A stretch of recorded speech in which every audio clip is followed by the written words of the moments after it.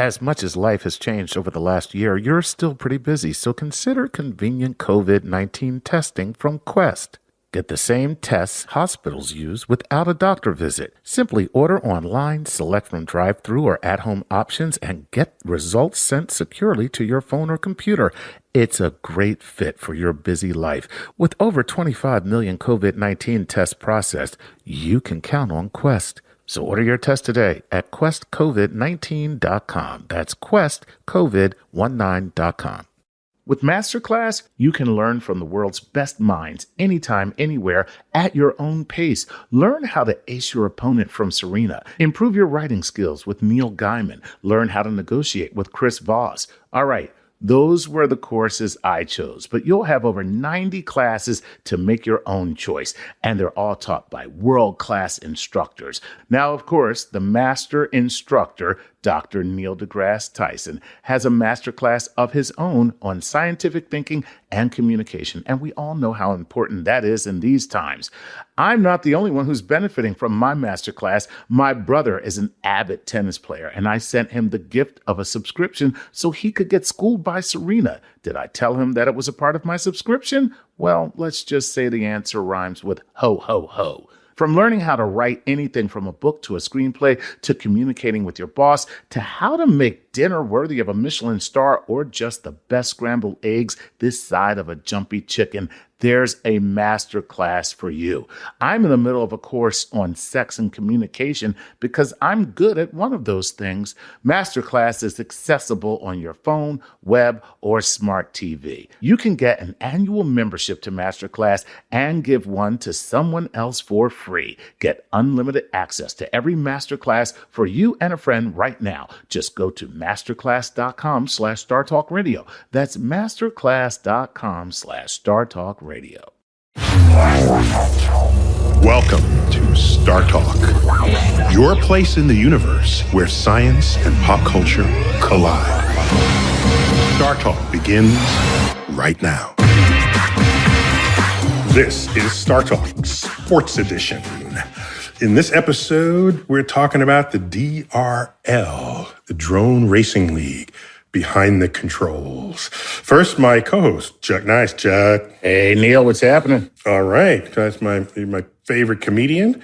And did I ever tell you that, Chuck? I never told you that. Only every day, but I but I will accept it whenever I hear it, Neil. You know? There you go. Chalk it up. We've also got Gary O'Reilly. Gary, former footballer. Excellent. Pro footballer from the UK.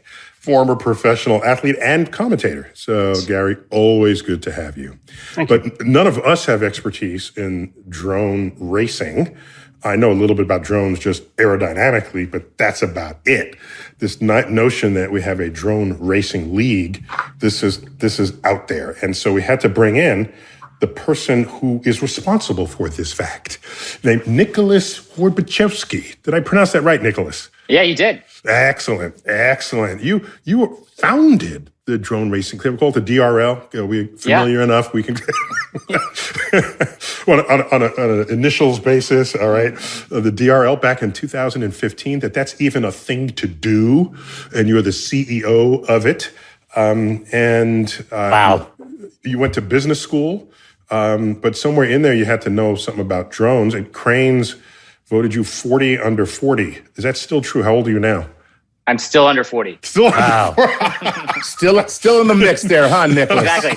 Still in the mix. Right on, man. Okay, well, I got to ask this. And you're in the Guinness Book of World Records for holder of the fastest drone. Yeah. So how fast is that drone? So that drone went just under 180 miles an hour. Wow. Damn. That's pretty wild. And is this the quadcopter or septicopter type setup? No, it's the Bugatti drone. The custom Bugatti. I'm trying to figure out the aerodynamics of getting a drone. When you look at them, they don't normally look very aerodynamic. Wait. Before we get there, Chuck, let me just ask. Sure. What were you thinking when you created this league back in 2015? What did you want to? Were you thinking this is cool? I want other people to think it's cool and I want to grow this? Or was it already happening? And you said, let me organize this. Yeah. Are you the Madonna of drone racing? You're like, wait, voguing is a thing. I'll just make it big. I've been called a lot of things. The Madonna of drone racing is not one of them. So that's not one of them. That's new. Yeah, That's Chuck, new. that was a stretch. A little bit of a stretch there, Chuck. Okay. No, look, drone racing was around since about 2010. People, the minute they put cameras on drones that would let them see what the drone sees, they started flying high-speed, complex three-dimensional lines with them, and then they immediately started racing them. Wait, are you saying that before then, it wasn't common to put cameras on them, so it's not interesting to gamers at that point? Yeah, I think quadcopters really kind of came around in the early 2000s, and people started putting cameras on them to film things. But when they put a camera on the front with a fixed point of view that fed a real-time video back to the pilot, it was the first time that gave you a perspective like you were sitting in the drone. Right. And we always say it's like sitting in the cockpit of the drone, and you need that if you're going to go at high speeds through complex courses, through enclosed spaces, things like that. Okay, so that added a whole extra participatory dimension to it. Yeah. Yeah. And it just sort of took off between 2010 and 2014. It spread all over the world. There were groups sort of exchanging information on the internet, how to build these drones, where to meet up, to race them. And it was this whole underground subculture of drone racing. So the developments of small optics has been the game changer in drone racing. Yeah, I think three things really drive it. One is the core technology that drove the development of drones, which is all the very small, inexpensive sensors that let you sort of stabilize the flight. Right. The second is these very small, high performance cameras. And then finally, the radio technology to broadcast that back to the pilots, and whether they look on a screen or a pair of goggles, so that they can see what the drone sees in such real time that even when the drone's flying very quickly, they can avoid the obstacles, they can navigate the space. And just to be clear, to be specific, when you say small, you really mean low mass, because the thrust provided by your rotor blades can only accelerate a mass at whatever, Newton's laws, right? So you want not only something small to fit on there, but it can't weigh very much. Exactly. You need a very high thrust to weight ratio because you need to accelerate very quickly. It's your only means of stopping too. So you need to decelerate very quickly by reversing that thrust. So you can stop if you crash into something. That's another way. A tree will also another way to stop the drone. Okay, it might even be the most common way to stop. Exactly. It is a trick. When you sat down with the concept of, right, we're going to take this and, as Chuck says, make it big, make it real and organized. The concept of doing that to actually getting finished drone races, was that a simple process or did that find itself difficulty? It took years. It was a very complex process. I remember, so in early 2015, I saw my first live drone race, which was a group of friends getting together in this field behind a Home Depot in Long Island. They had these homemade drones that put up some like pool noodles to fly through as gates.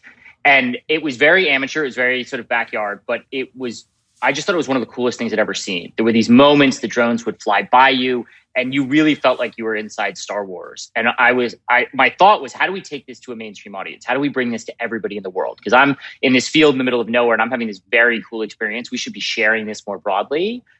And the road from that to, you look at last year, we had thousands of people in Chase Field in Phoenix watching a drone race live, fans on their feet, screaming, wearing pilot t-shirts, watching this exciting race. It's just huge. And the main part of that journey was developing the technology to make it possible. Yeah. That was our primary barrier to pulling it off. I wonder something here. Is for so many sports, they are, let's say, technologically conservative. If someone has a brilliant new idea, nope, can't do that, undue advantage, no, let's go back to the old ways, and it's pulling teeth, trying to get new technology to participate. Do you race, are there rules about the drones that can race, or can somebody do a rocket are there rules about the drones that you can enter into a race? So one of the secrets is all of the drones are identical. Yeah. So DRL actually builds all the drones. All the technology you see out there racing, so the drones, the radio systems, the timing and scoring, that's all stuff that we created from scratch. So it's like NASCAR, where the cars are in principle identical, so you're really testing the driver. Exactly. It's a test of pilot skill. It's spec racing. Everybody should be on an equal platform. Mm-hmm. Is there anything that they can do to give themselves an advantage with the physical drone itself? No, that you allow, or do they have to accept your drone? drones. They can't touch the drones. They don't even get to touch the drones at Wow. all. The league has its own pit crew that puts all the drones on the line. We want this to be an absolute test. We want absolutely level playing field. And because our goal at the end of the season is to crown the greatest drone pilot on the planet, right? And that requires everybody having the same equipment. So how do I practice if I'm a aspiring drone pilot, or is it the fact that everybody's on the same playing field so it doesn't make a difference? It's like if you practice with one type of drone and we give you another, everybody's at the same disadvantage. Or can I go get a drone that is most like the drone you're going to give me and practice with that? And is that what everybody does? So there's two ways. So we have a simulator in which you can fly a drone that is an exact simulation of the drone we fly in the league. So you can get very used to the performance specs of that drone. You can also make something that's sort of somewhat similar. Most of these drone pilots practice on, their favorite drone that is the most convenient to go out and practice with, and they make the transition when they get into the league to getting used to flying on our particular aircraft. But it's, once you're accepted into the league as a pilot, you get your own, you get several of those drones. You get to fly with them every day. But that's a step that people make once they get into the league. Cool. Let's go back to the bit where you say you wanted to make it bigger, bring it to a larger audience. I think Chuck would call it Madonnifying racing.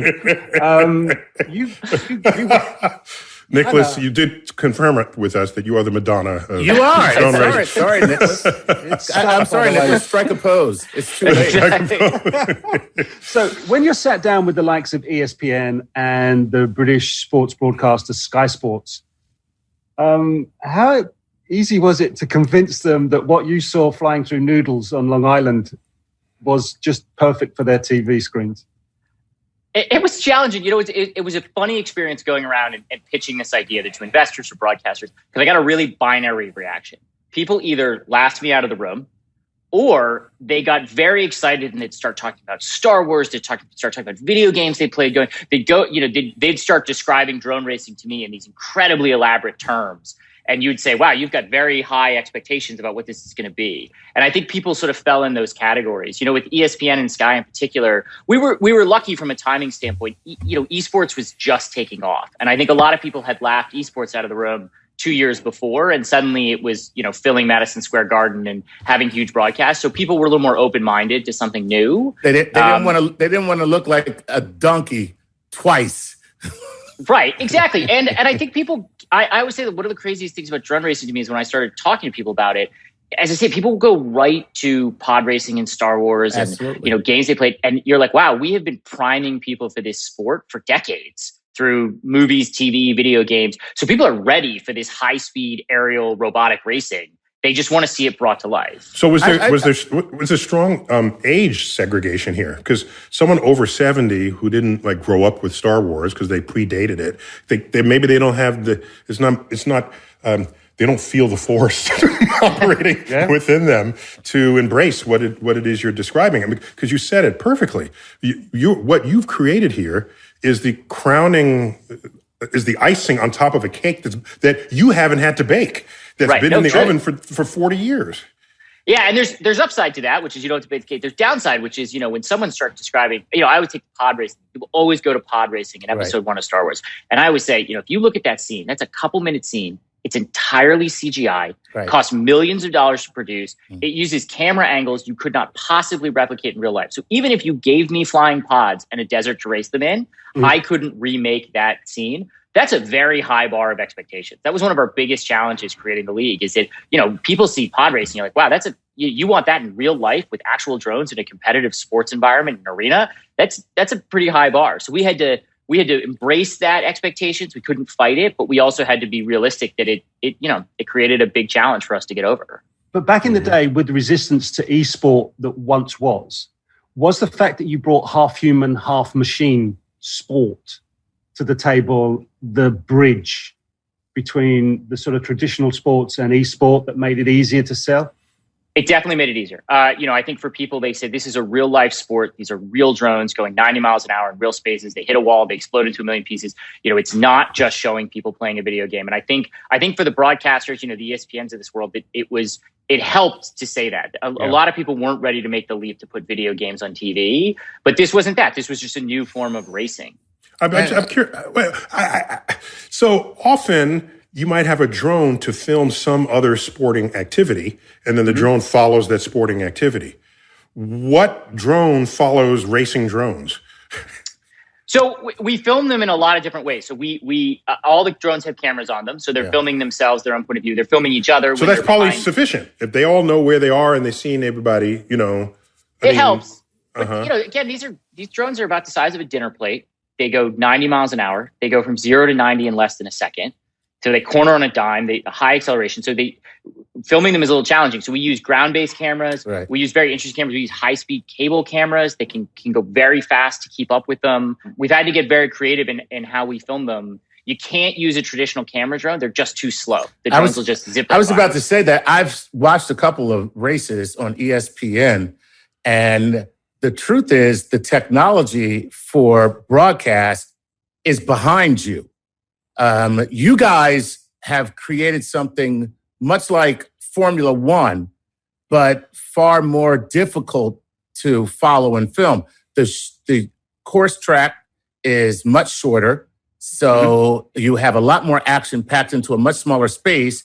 And more importantly, your ground-based cameras can get coming and going, and the tracking cameras can only go for a little while. But at some point, this technology is, and I'm talking about the broadcast industry technology, is going to be to a point where it will look like Star Wars. And that's when stuff is going to get crazy.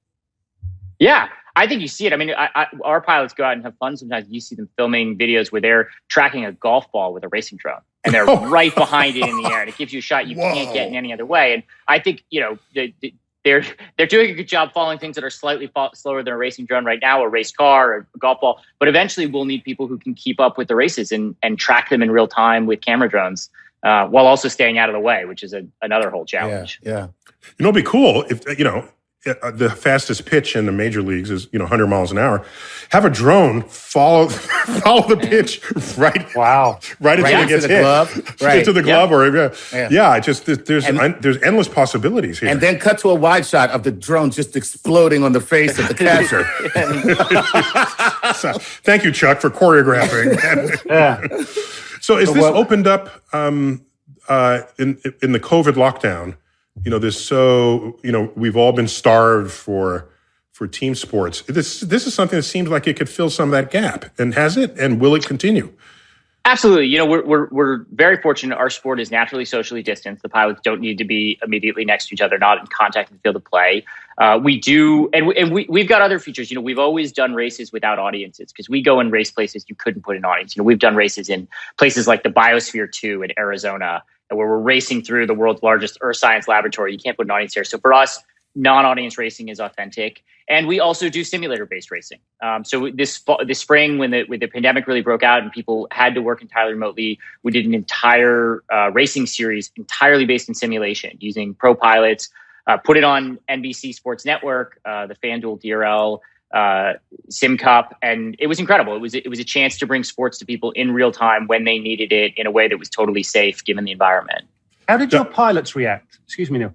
Yeah. From going with a tactile scenario, holding a control panel, to working a sim, and not having the isn't it the same thing? Yeah. Isn't that the whole point? That's the whole point is for it to be identical. We in fact we recruit pilots through simulation.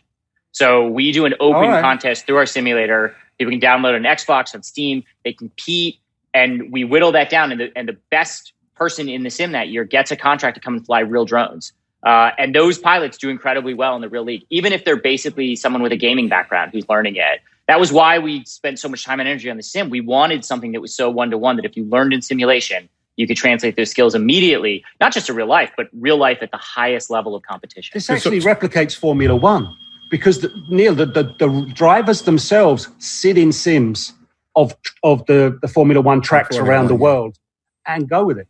Oh, okay. So this is there's a lot of correlation between the two. What it comes down to is how good is your sim? Are the laws of physics accurately captured? Otherwise, you're not really simming anything. Yeah. However, the great part about that is you can replicate the laws of physics and then break them because you are in a simulation, and then judge the pilots on how they handle the anomalies that would never occur in the physical world. Chuck, this is not the Matrix where you can... Yes, it is the Matrix. That's exactly what it is. We want to turn it into the... Nicholas, can you come back in the third segment? Because we have to break. And in our second segment, we're bringing on an expert on aviation simulations, just to get a sense of what those challenges are. But for our third segment and final segment, if you can come back, that's when we sort of chew the fat and bring all the facts together and just have fun with it. So if you can hang on, that'd be great. Sounds great. Okay, when we return on Star Talk Sports Edition Drone Racing League, we're going to find out just what it takes to simulate a flying vehicle on Star Talk.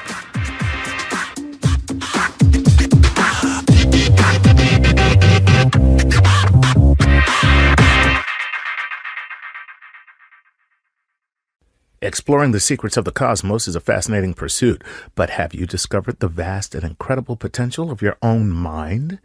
Introducing Advanced Nootropic Formula from V-Thrive, the Vitamin Shop brand.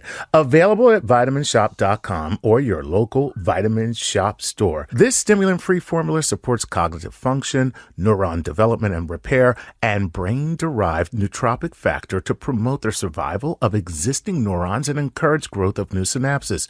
Non-GMO Advanced Nootropic Formula features clinically studied ingredients like Synapsa for peak cognitive performance, Cognizant for mental energy, focus, and attention, and clinically proven in extra so you can stay extra sharp.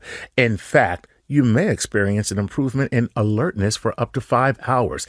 As always, all V-Thrive, the Vitamin Shop brand products, are simply clean with no magnesium, stearate, stearic acid, or titanium dioxide. Advanced Nootropic Formula comes with a quality promise you can trust with ingredient purity and potency verified by independent third-party labs.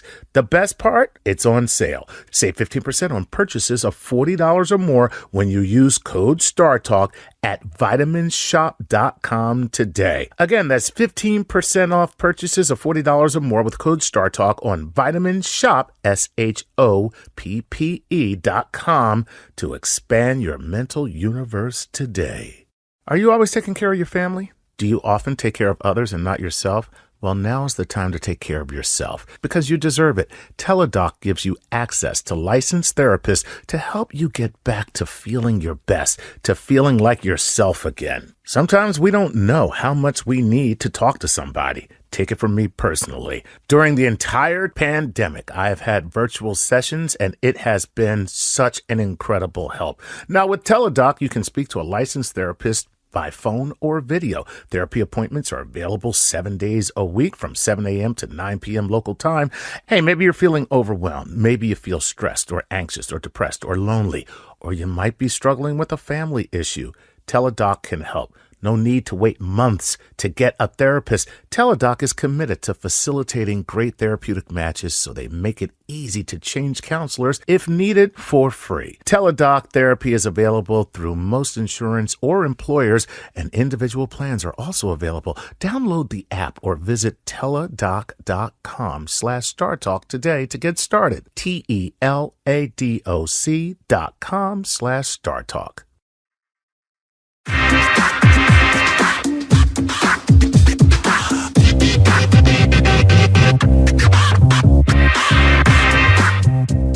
We're back. Star Talk Sports Edition.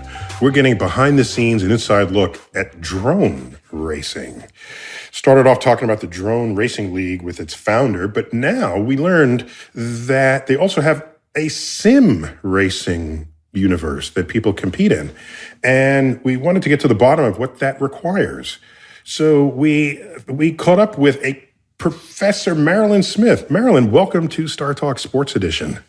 Thank you. Great to meet you all. And you're at Georgia Tech and the Daniel Guggenheim School of Aerospace Engineering, but that's not where it ends. Okay, you're also director of Georgia Tech's Vertical Lift Research Center of Excellence. Love that.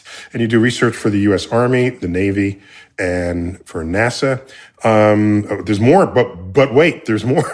Okay. Director of the Aerospace Engineering School's Computational Nonlinear Aeroelasticity Lab. Yeah. Okay. And also a technical director for the Vertical Flight Society. So let's just vertical flight simply means you are in a standing position and then you ascend. Is that this vertical flight? So you're ascending without the benefit of aerodynamic lift in that moment. I mean, without lift that would come from moving horizontally. Well, that's true. Although the principles are the same. You're just instead of using a propeller to go in forward flight, you're transitioning at 90 degrees and using it as a rotor for vertical flight. Okay, so we've had, helicopters for, functionally useful helicopters for most of the 20th century. Is there anything new going on in there now that you're at the forefront of? What's the frontier of what it is you're advising all these people who want to know? This is the most exciting time I have ever had in my career, which is much longer than I'm going to admit on this show. That's fine. But you knew the Wright brothers, did you? Well, not that bad. But this is so exciting because between the U.S. Army building two brand new, high-speed, really advanced helicopters to replace what we've already got, then there is the whole blast of drones or unmanned air vehicles. And then there's the whole concept of the civilian world in terms of urban air mobility, both for package flying, because you see Amazon all the time in the news and how they're delivering packages through drones. And there's this huge concept that's being developed by NASA and the FAA and great innovators all the way across the U.S. and the world about how to replace then the congestion in the U.S. with flying helicopters, either taxis or flying cars, personal air vehicles. You've probably heard of GoFly. Right. It's just incredible. Uber flights. Yes. And everything is changing. I mean, the one main rotor vehicle that you have, that's a traditional helicopter. Now you see 4, 8, you see combinations vertically, side by side, forward, aft. Yeah. It's crazy. So awesome. Basically what has happened is, we finally accepted the helicopter and let it be. We're like, okay, we're not going to try and turn you into a plane, which is what it's been, whether it's like the Harrier jet, moving the jets themselves, or the Osprey, taking it from a helicopter, rotational wings. It's like, why are we doing all that when we could just let it be? Let it be what it is. Well, actually, we're not letting it be. We do want to fly, and there's a lot of different what we call hybrid configurations where it starts out acting like a helicopter, and then it has some transitional, like kind of like the Transformers, where it transitions and flies forward in forward flight, into which what we're trying to do is get the benefits of the airplane, if you will, as well as the vertical takeoff and landing of the helicopter. So, and these are winged flights? Some have wings, some have moving propulsion systems where they act as rotors and then turn into propellers. Some have combinations of both. It's really exciting because there is no limit. You guys were talking with Nick about the Star Wars and everything. Well, it's not Star Wars because we need air, but kind of the same thing. So maybe more like the Transformers movies. So I think, Chuck, the point you were trying to make was that the helicopter, if all you ever had was a helicopter, now be creative with that. Right. Exactly. Not trying to always say, maybe I can turn a helicopter into an airplane. An airplane. Right. Which has been traditionally what has been done in the past. Yeah. Well, but we're saying here that helicopter is now its own thing. And with a whole divisions, whole branches. And in fact, the U.S. Army, correct me if I'm wrong, Marilyn, we think of the Air Force as having flying vessels, but the Army has vastly more flying vehicles than the Air Force ever had, primarily because of vertical lift helicopters. Is that it? Yes, I think that's a fair statement. And plus, if you think about what the Army does, their vehicles are lower cost than say a fighter jet. So we can invest in more of them, and we need them because there's a lot of places, both for military and humanitarian, that helicopters can go into. One of the things we're trying to do is see, can we get there faster? Can we carry bigger loads so we don't have to go in and out as much? And, we see the fires in California. We see the hurricanes down in the Texas area. Those are the kind of things that we really want to access and to address. What's the power source and energy source for these? I mean, are these electric vehicles? Are they chemically powered? Are they gas? What is it? No, dilithium crystals. Of course. You didn't know this? Finally! Finally! That's the classified word. Well, I should have said that. Oops. You'll get some Men in Black visiting you. Exactly. Yeah, if she gets yanked off the screen mid-interview, we'll know why. Right now, we're still in the oil and gas powered engines. There's a lot of research going on for electric. I think what we'll see is we're going to see a lot of hybrid vehicles, very much like we see cars first. But there is a lot of research going on. There's even a company looking at hydrogen powered vehicles. So there's a lot of very, very interesting research.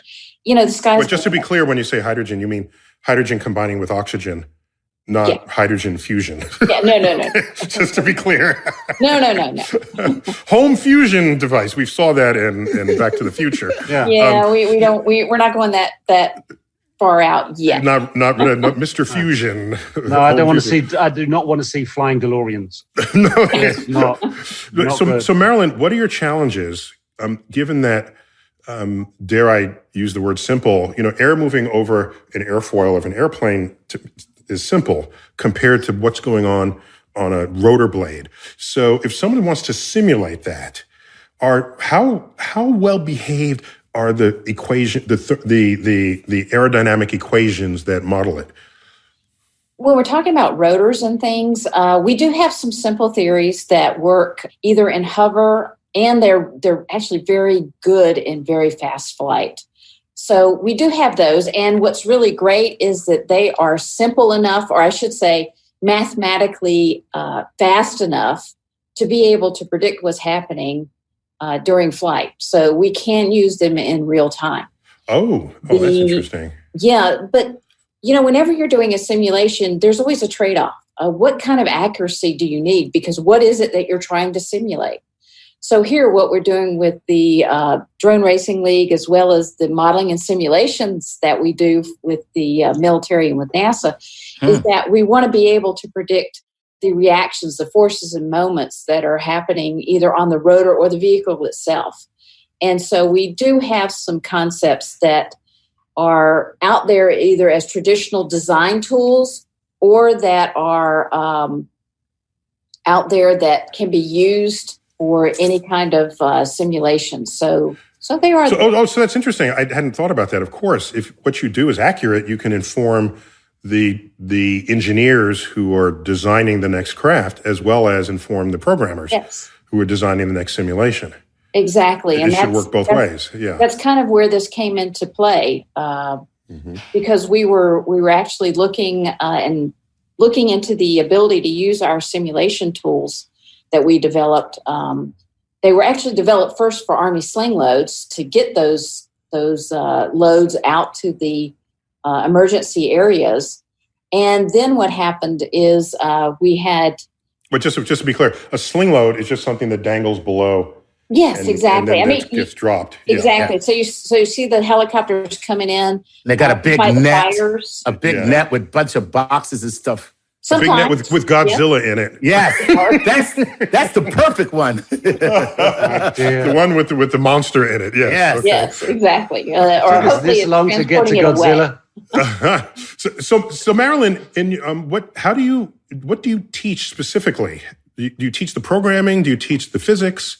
Do you teach the engineering? What's in your program? Yes, to all of the above, actually. Oh, good for you. So at the moment, I'm teaching both graduate and undergraduate students the basics of helicopter aeromechanics, and we call it aeromechanics because It's a combination of aerodynamics, the structural dynamics, and the acoustics, the controls all together. So we call that aeromechanics. And for the graduate students, you said acoustics. Yes. Can you just for my own, giggles, how do acoustics tie into this situation? For the Drone Racing League, not much. For regular applications, either military or civilian, a lot. Because first of all, is that making a quieter, sneaky helicopter? Oh, Chuck. For military sneakier, yes. For civilian, you don't want to live around a vertiport or in the flight path of a helicopter, just like you wouldn't for, an airplane. So yes, that's important. And Chuck, just to be clear, you're young, but when in my day, airplanes themselves were so loud that if any airplane flew overhead, you had to stop your conversation for it to finish. And over the decades, they've gotten quieter and quieter and quieter without any fanfare. And now you don't even look up when there's an airplane there. So Marilyn, entirely, if drones are going to be delivering goods all to all manner of people, and if they are noisy, nobody's going to want this. Absolutely. And so here's what just popped into my head when you talk about all these things. I mean, just like drone racing. So drone racing, if you crash, you crash. Now the other kind of drone, that ain't so good. So are you also designing the systems that track and help pilots and drones stay on course, reach their destinations, stay clear of one another, and more importantly, stay clear of me? You mean navigation? Right. You mean navigation. Yes, autonomous systems as well as piloted systems. We absolutely, and in fact, after this conversation, I will go in and put a line of code in there that says, stay away. From Chuck. There you go. Chuck, you heard it here. There you go. I'm going to hold you to that, Marilyn.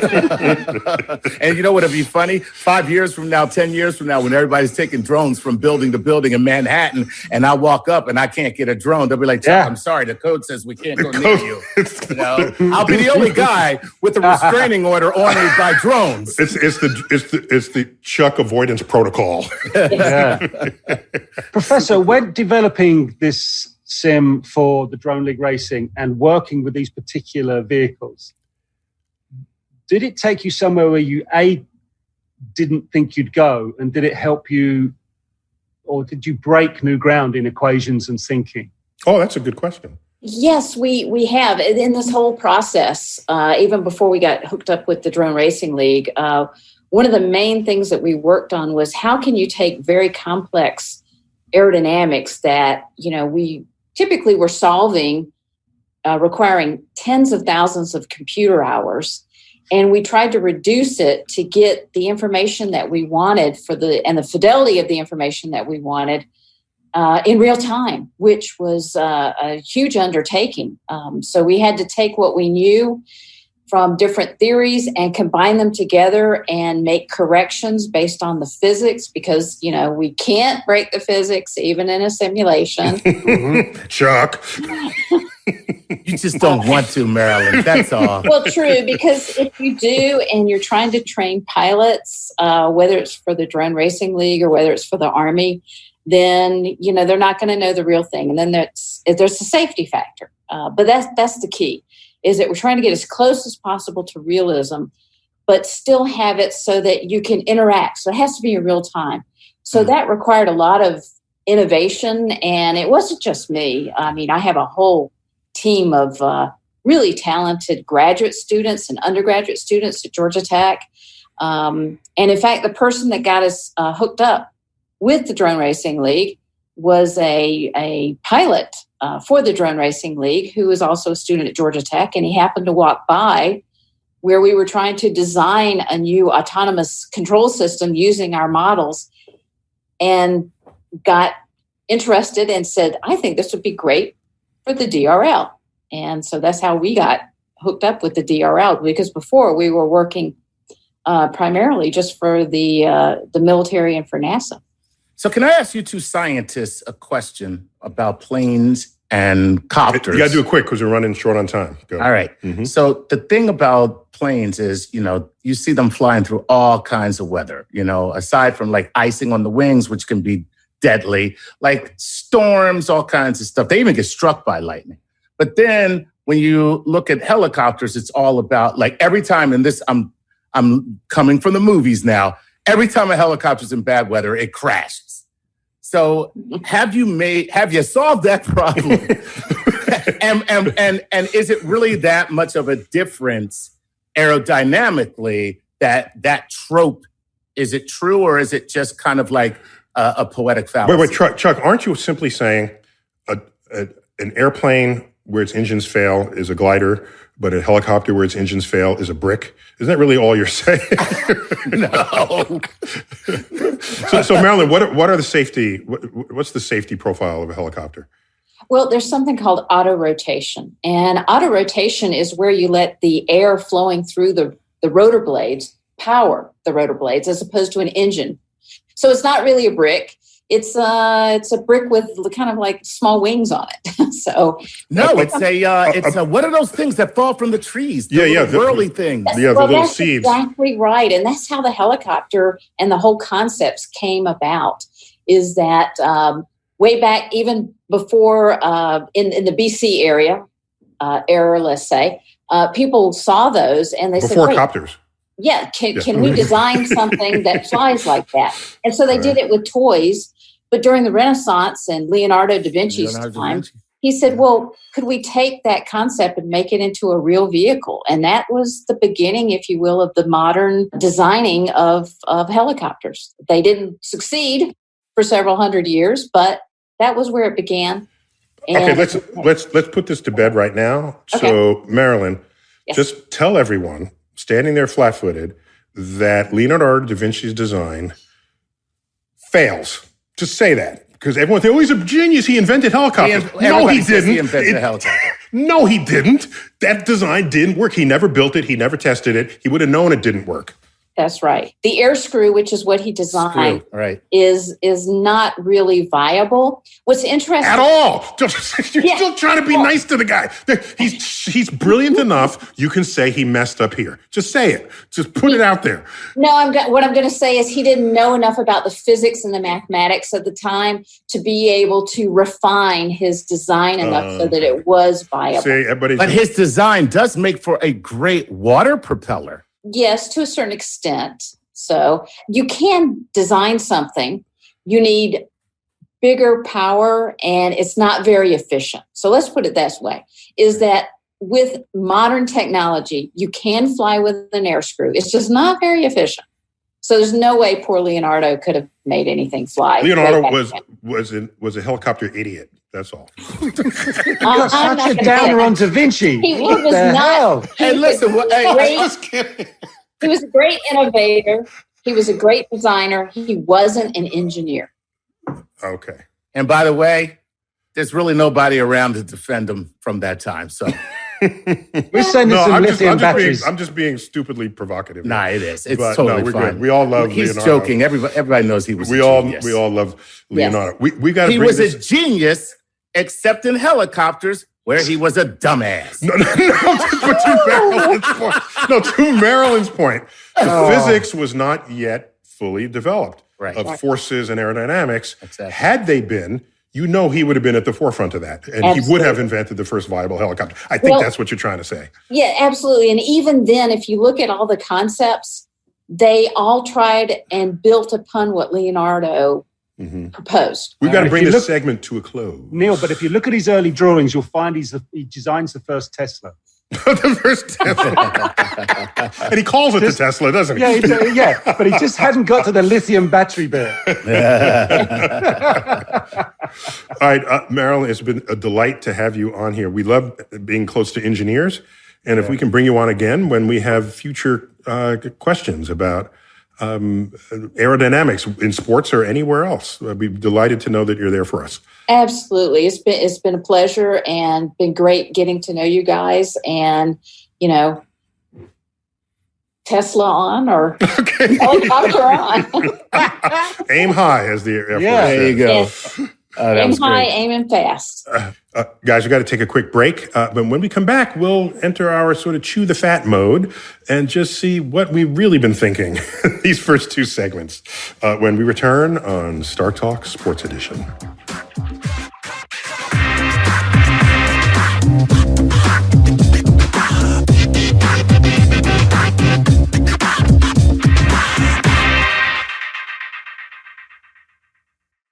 So you're ready to earn your degree, but you need a university that works with your schedule. Well, WGU and their programs are built to be flexible. WGU offers a quality degree program that's affordable and even makes it possible to graduate faster. Plus, you can earn a respected bachelor's or master's degree for under $8,700 per year, fees included. That's right, you heard me. That is the correct, it's not, nope, $8,700 per year. Let your experience and dedication help you earn your degree faster. See what WGU's competency-based programs can offer you. With no set login times and 24/7 access to most coursework, you can really earn a respected bachelor's or master's degree on your own schedule. The low tuition rate covers as many courses as you can complete each term. That means the faster you learn, the more you'll save. Get your $65 application fee waived at wgu.edu/StarTalk. That's wgu.edu/StarTalk for your $65 application fee. Poof, gone, waived.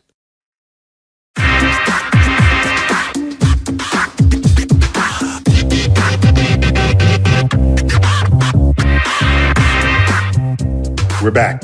Sports Edition, the Drone Racing League. Delighted to have had the expertise that Marilyn brought to the table on rotor lift, helicopter design, the physics, the engineering. We'll get her back. We'll find a reason to bring her back because there's way more to learn from her. Yeah. But we have back on Nicholas, let's do the last name again, Horbaczewski. Horbaczewski. Horbaczewski. Horbaczewski. Did I get that right, Nicholas? You got it. You got it. Excellent. Founder of the Drone Racing League. So this is where we just sort of shoot the shit and just find out. Let me ask you: are you growing? Is this? Yeah. What's your height now? Where's this going to be in 5 more years? It's hard to think back. 5 years ago, this was nothing. And now we're broadcast in countries around the world. We have millions of people watch our content. We have, thousands and thousands of people participate in our tryouts every year. So it's almost hard to imagine where this is going to go. But we want this to be a mainstream sport. And frankly, I think this is the beginning of a robotic sport revolution that's going to come and change the way people think about sports and entertainment. Is it fair to call it sport if it's a machine that's doing that's doing the heavy lifting? Yeah, I think so. I mean, there's this huge debate over what's a sport and esports and regular sports. We define ourselves as a robotic sport, one where a robot is on the field of play, but it's being controlled by a person. No, Nicholas, we've resolved this on Star Talk in an earlier episode. You have to ask, would the Greeks have drawn you on one of their urns? And they would have as a god. As a god. I'm sorry. That is, we define that as, is it a sport or is it a not? I'm just saying, just so you know. No, Nicholas, let's just give you the real deal. Neil is a wrestler, and so he's defined it because that includes him on an urn. That's the deal. Appreciate it. All right, let's try and wander back into the present day. Okay. So let's pick up on a point Neil made earlier in the show about Drone Racing League getting a COVID bump. Has that been definable in your numbers with the NBC Sports Network? Yeah, definitely. We have seen huge numbers. We did a all simulation tournament that we brought out very quickly. We had over 4 million people watching that on Twitter alone. So for us, that's an out of season segment that we normally wouldn't do. But it's 4 million. 4 million. Yeah. Yeah. Okay. The most interesting thing to me, though, is some of the stats are coming out that a large number of people were exposed to a new sport during this. And there's some recent studies say 60% of them plan to continue to follow those new sports. So I actually think, in addition to sort of the immediate bump during the COVID period, I think the long-term ramification for sports is huge. I think people are going to broaden the sports content they consume because of what they were exposed to during this disruption to the global sports environment. So is there any plans for you? Because, okay, I know that there's got to be a huge overlap between gamers and the people who like this sport. I don't know that for a fact empirically, but I'm just venturing to guess that, that's got to be the case. And if so, is there any plan to bring those people into the sport physically through video gaming that you develop? Absolutely. So our fans are 4 times more likely to be interested in gaming than a traditional sort of Big Five sports fan. And, we have the game. We have the simulator. It's on Xbox. It's on Steam. Anyone can play it. It'll teach you how to race a drone, let you start racing against your friends. You can compete in it in our tryouts, and you might even earn a pro real-life drone racing contract through it. So it is a way to draw people in a participatory way into the sport in a very low-friction way. They don't need to go build a drone. They don't need to go fly a field. They can just start learning to race. All right. Now, here's the real question. How do I get in on this? Because let me tell you something, Nicholas. You are headed for some out of mind success, bro. Wait. I got a 14-year-old, and I have to limit the amount of gaming because it's so infectious. But I mean, you know what you're doing, right? You're recruiting and creating an entire audience. Really that's crazy, man. Chuck, that's why he was Crane's 40 under 40. Oh, Duh. The thing is, Thought we'd been you're over limiting your 14-year-old's time because you want to get on. That's damn right. Okay. I want to play. I want to be a part of it, and I also want to own it. No, I want to be in Crane's 70 under 70. Yeah. That's what I want to be. Nicholas, you talked about your fans, and we're all wishing we can be 70 under 70. You're looking at your fans, and it's fabulous they're growing. But I'm having a thought here. Most likely poster on the wall for your fans is Elon Musk rather than Tom Brady. You nailed it. Am I right? You're 100% right. Our fans, 75% of our fans are under 35. But the most interesting to me about them is 70% of them don't follow a Big Five sport. Right. So they're not the people who follow football or baseball. They are the people who they're into video games, they're into technology. As you said, their hero is Elon Musk. It's not Tom Brady. They get a sport too, right? This is a generation, they're interested in sport and competition. They're just not that interested in how far Tom Brady can throw a football versus high performance technology out on the field of play. Right. Do you think that's because that 75% of your fan base all got wedgies from the football quarterback when they were in high school? So they have completely disaffected by Big Five sports.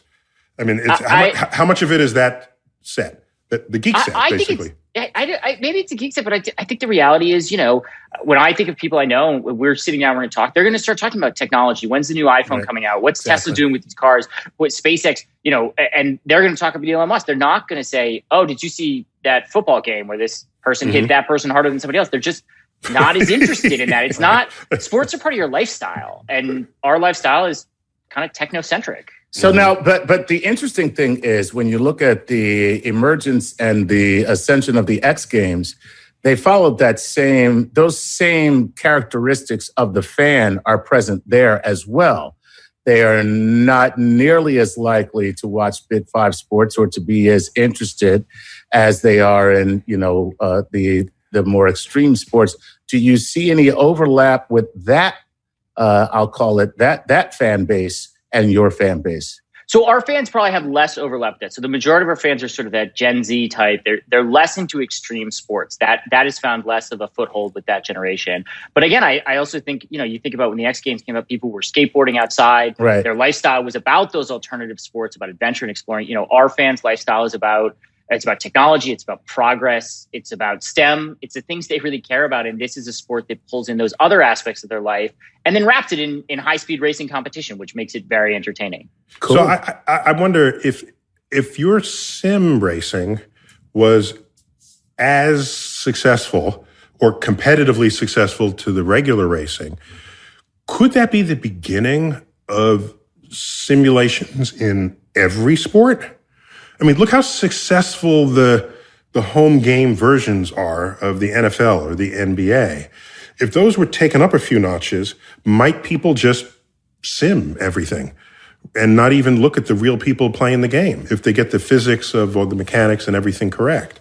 You know, it's funny. I say this sometimes. I have walked by a TV that was showing DRL, and I've had to look twice to decide if it was our sim or real life. And if you could do that with every sport, I do think it starts to blur together. But we talk about this a lot, which is the key thing is for our fans, they don't care. We talk about this sport being on the blurry line between the digital and the real. We seamlessly move between the two in the way that their lives seamlessly move between the two of them. If you talk about them chatting with their friends on Facebook versus talking in person, they don't draw some bright line saying this one's better than that one. And I think the key is, especially for Gen Z fans, authenticity is so important. Our sport authentically integrates simulation in real life. And I think that's where sports are going to need to go. You know, F1 does a great job because they have sim racing real life races. Right. You take basketball, there's less sim involved. They're going to have to explain to fans why this is connected. However, I will say this. The ESPN did run video game NBA 2 on their airwaves, and it rated. So, So there is an appetite for this. Wait, no. It's because there was nothing else to eat. So it's the middle of the night. You're looking in the refrigerator. So you're like, so what you're saying is there's a carrot and there's a pickle. Like, pig's knuckles are good to anybody who hasn't eaten in 5 days. Thank you. So don't be telling me. Don't go there. If we get better computer graphics, are we there then? Are we there yet? Are we still a long way off? I think it's very close. But again, to me, the more interesting thing is, what does simulation do? It moves the participant away from where the action's taking place. But then we go back the next level, which is we then are controlling a real life robot. Like simulation is one step, but so simulated, say NFL games in a video game, it's Madden, everyone's playing. What if the next step is robots on the field of play actually competing, being remotely controlled by people? And then you start to be able to do things you can't do otherwise, right? They can jump higher, they can hit harder, they can throw the ball further. And it's pretty exciting, and it's real. There is still something about watching something in real life that is very attractive to fans. That sort of, that excitement about being in the real arena. And I think that's where this goes, right? The minute you can simulate it perfect, then you pair it up with robotics technology, and you're at a completely different level of sports and entertainment. But what makes DRL so captivating for a younger audience is the fact the race takes about, minute 10? Yep. And it's rinse, repeat. How many? Wait, it's not 3 hours long like a baseball game? Exactly. Right? So how many of this audience that you're capturing are going to want to do 3 hours of dedicated viewing, whether it's real or otherwise? You're capturing a market where an attention span is shorter. I think it's true. A DRL race is about a minute long. Our events are made up of many, many races. And we talk about it, people still watch our full multi-hour broadcast on NBC or NBCSN.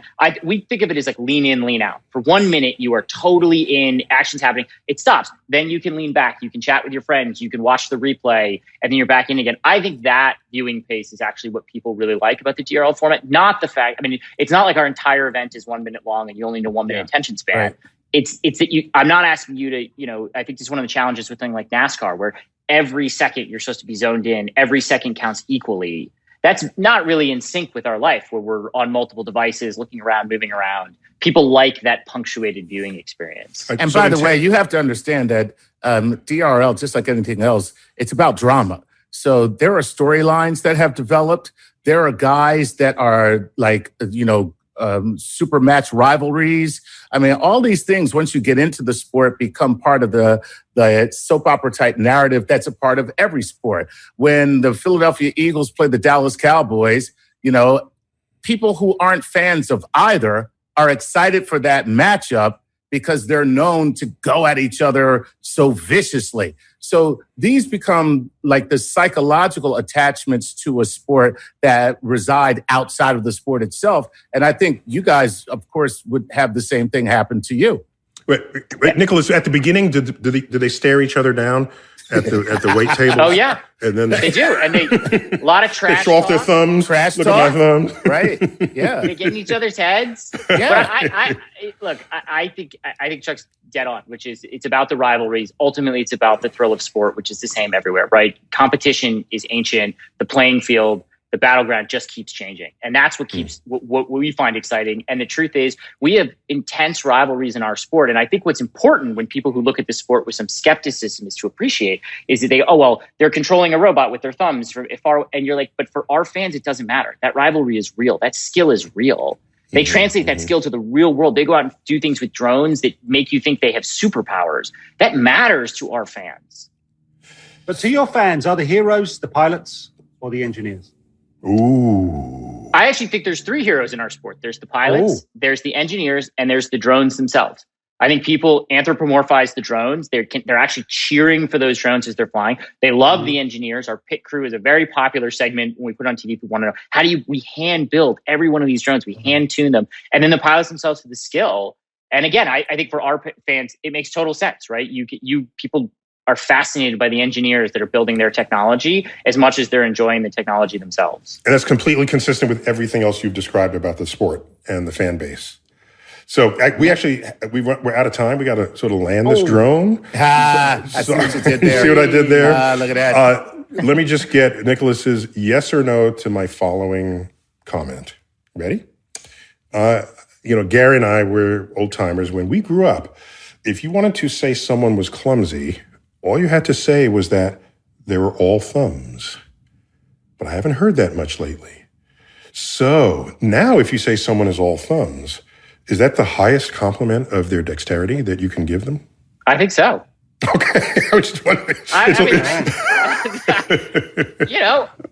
There are guys out there making millions of dollars a year. I was about to say, that's with their thumbs. And that's why that kid is all thumbs and he has a contract. Talk to the thumb. Talk to the thumb. There you go. All right, Nicholas, great to have you on. And good luck with this. And let's hope you stay 40 under 40 as long as you're under 40. And you don't want to by the way, Nicholas, even after 40, just stay there. So, Gary, always good to have you. Pleasure. Chuck. Always a pleasure. All right, guys, thanks for being on. This has been Star Talk Sports Edition, Drone League.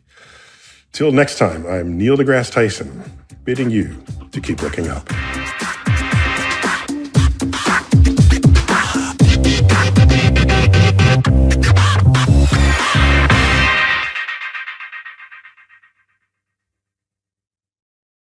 So you're ready to earn your degree, but you need a university that works with your schedule. Well, WGU and their programs are built to be flexible. WGU offers a quality degree program that's affordable and even makes it possible to graduate faster. Plus, you can earn a respected bachelor's or master's degree for under $8,700 per year, fees included. That's right, you heard me.